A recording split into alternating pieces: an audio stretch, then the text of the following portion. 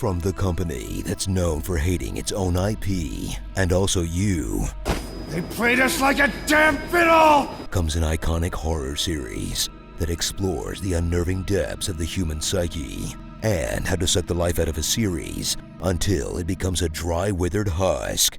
It turns out nothing is scarier than too many sequels. Looking at you, MCU. Silent Hill.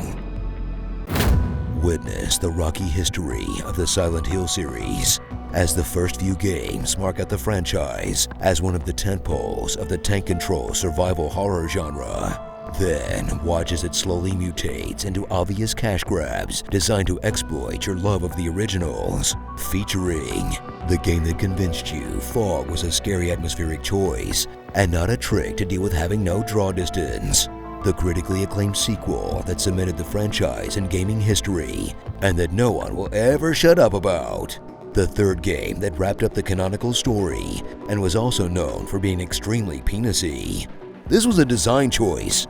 The contentious fourth game that people will still have absolute fits about on the internet. Origins, the first Western Silent Hill, where they just tried to make the first game again. Homecoming, the one that was close enough to good to just kind of be sad.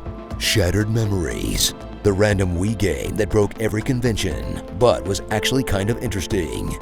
Downpour, the one that no one even really remembers.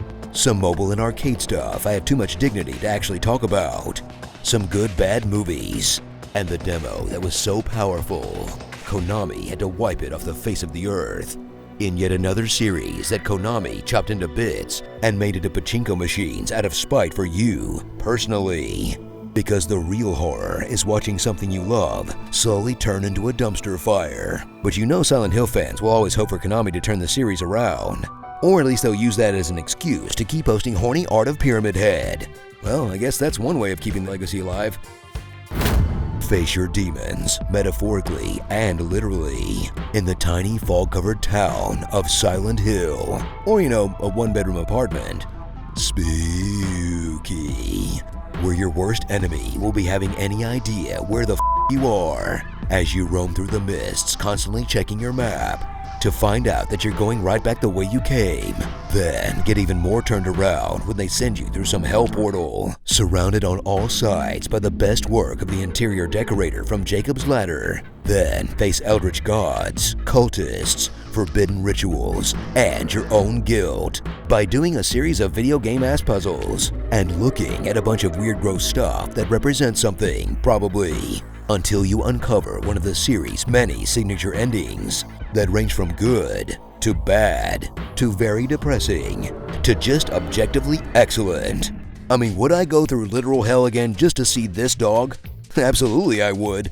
I mean, come on, look at her. She's wearing headphones. That's freaking adorable.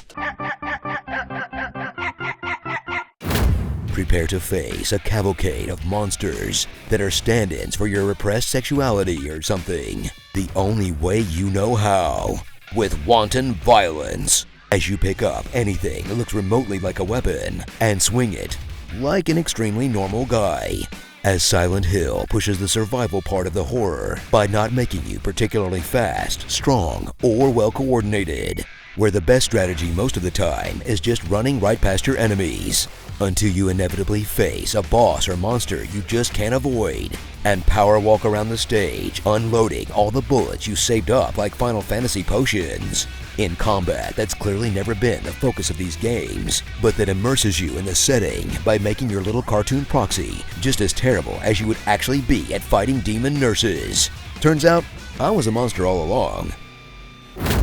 So whip out that pipe and get ready to smoke some grody flesh puppets in a series that will forever be an example of both how great and how awful the medium can be, and the franchise we can thank for making it standard industry practice to stick a weird box in a buff guy's head and call that a monster design.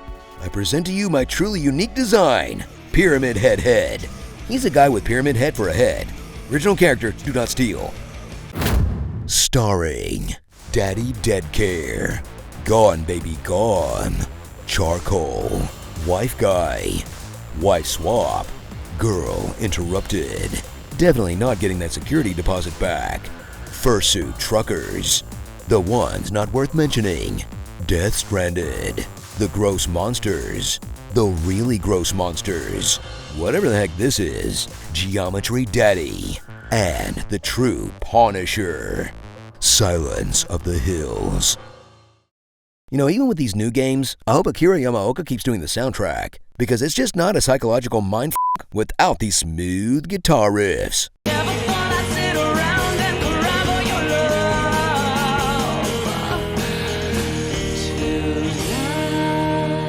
Comment below on what you want to hear in my epic voice, and check out these other epic gaming videos on GameSpot.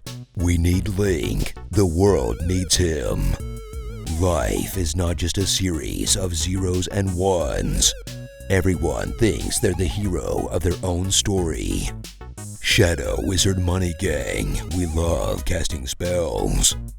Excuse me, princess.